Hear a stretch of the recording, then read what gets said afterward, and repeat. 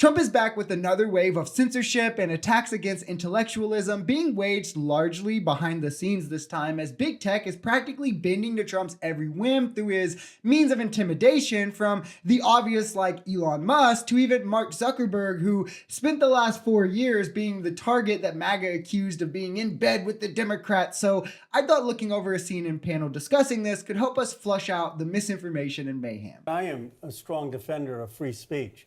But you can't say I'm for free speech and then engage in intimidation.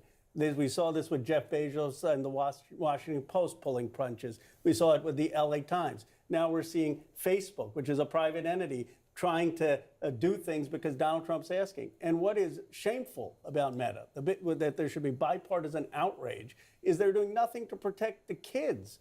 They've been peddling with algorithms information that is causing young girls to have suicidal thoughts. I think the first really crucial thing to understand here is how MAGA misconstrues the purpose of free speech, because understanding its utility is the best way to push back on things like this, right? It's supposed to allow the little guy protections to voice his disdain or have a voice at all and defend himself against the big guy. But instead, MAGA wants to use it to wield as a cudgel to help the big guy further dominate the little guy. You see this on a micro level when they're defending white people, men, whatever the majority group is, calling a minority group slurs, whether it be black people, immigrants, trans. This is the largest way they wield free speech, as these groups should be allowed to use these words. But then you also see it on a macro level where they want Trump immune with his speech, but like journalists who defect from supporting Trump should be punished and have lawsuits and be taken off the air. They want CNN taken, like all of this, right? And when you're intimidating media and social media companies with threats of lawsuits, censorship, so they bend to your will, how is it free speech for anyone who disagrees with you?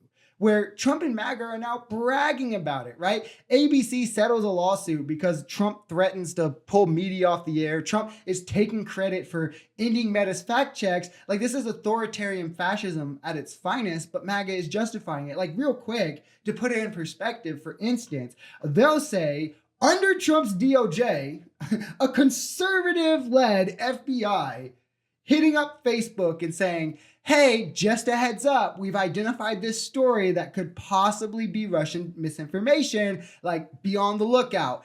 And then Facebook deciding to do what they will from there on their own. That's censorship, and we have to scream and cry and shout about it and call it to the heavens.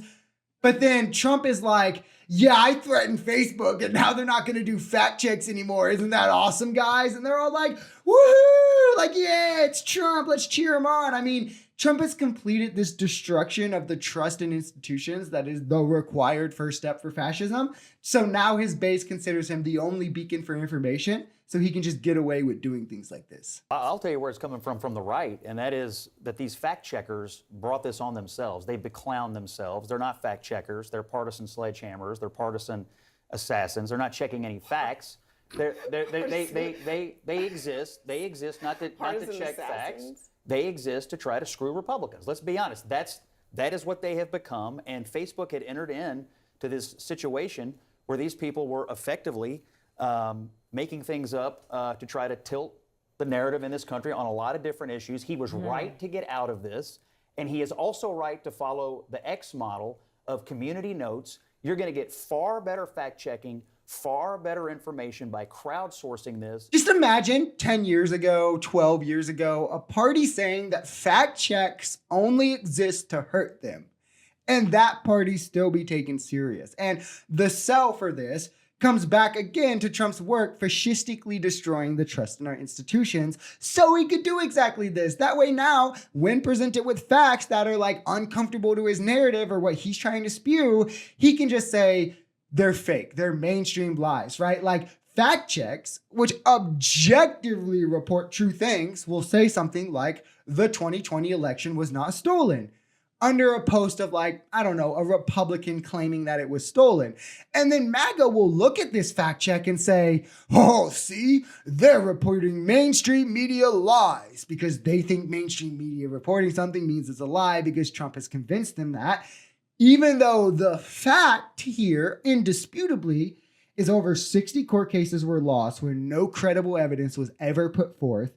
Those who made most of these fake claims, Rudy Giuliani, Dinesh D'Souza, both admitted in court they lied about them. Even Trump's own team of research that he independently paid found no evidence of fraud. But what MAGA wants here, and so we can see the disconnect, is for the fact checkers to instead report on these alternative facts that they get from Trump, because that is the only information they will accept, which just boil down to baseless conspiracies, which is why they like things like community notes, by the way, because you just need enough people to sign onto your note and then it gets portrayed as fact, which inherently allows for bias. Like, this system is inherently biased. As long as you're the one saying the popular thing, it's going to get portrayed as fact, whether it's true or not. And then you have things like Elon also stating he's going to censor criticism now, so X can become a more positive platform, which is conveniently right in time for Trump to get into office. But, you know, free speech warriors, right? The thing that I thought was amusing about this announcement was that he was like, you know what,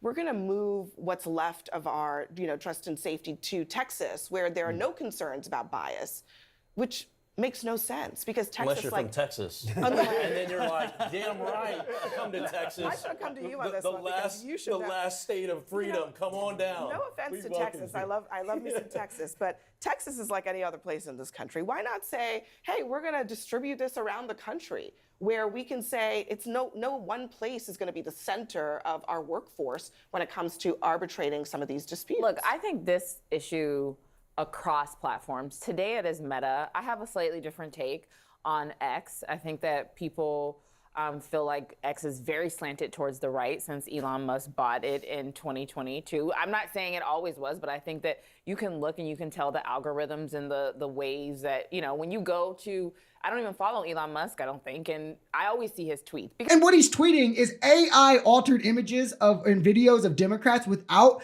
disclosing that they are AI altered, pages that regularly post Nazi content, like genuinely, right? Not even saying it like, I don't know, like people do about Trump or whatever. I mean, they do so openly and proudly, like self-avowed. And he only amplifies right-leaning voices. I follow only lefties and like journalists on Twitter, right? I regularly block like the propagandist right-wing channels that come up, like Leading Report, like these channels that have been proven to be spreading propaganda or funded by Russia.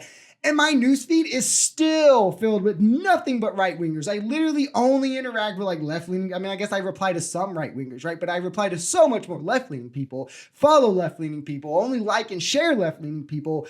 But my entire algorithm is right-wingers. There's no algorithmic reason for this except for Elon boosting these voices. Now, as to why Trump just wants Meta to move to Texas and that's enough, because it's not about free speech or removing bias or anything. I mean, that's obvious to anyone with common sense. He just wants it to favor conservatives. They are the ultimate cry bullies, where they just essentially want to hold all the power at the same time they can cry about any way they're criticized or have consequences for their actions while they're in power. It's the most tired act of all time. And the icing on the cake to me is being able to now watch MAGA have to 180 on every position they claimed was the only reason we're supporting Trump. We wouldn't support him if he wasn't this, this, and this, and this, right? But now claiming it's somehow good when Trump does it, as if we're ever going to still take them serious again. And then they try to like go really hard and paint it in this light, like we're all bitter. Like the left is bitter and crying. Like I get comments now. There's this one dude who comments on all my videos. I just delete them.